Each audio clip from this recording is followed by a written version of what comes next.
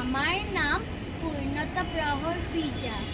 আমি DPS STS স্কুলে CF ক্লাসে পড়ি।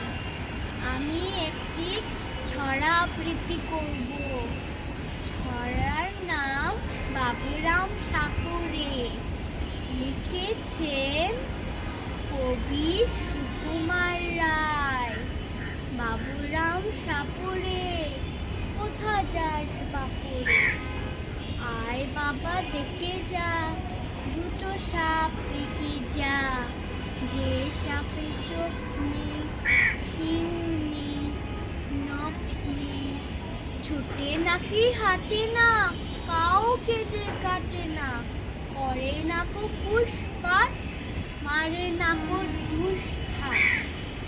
নেই কোনো উৎপাত, খায় শুধু দুধ পাত। সেই সাপ জ্যান্ত, কোথা দই আনত, তেরে মেরি ডান্ডা,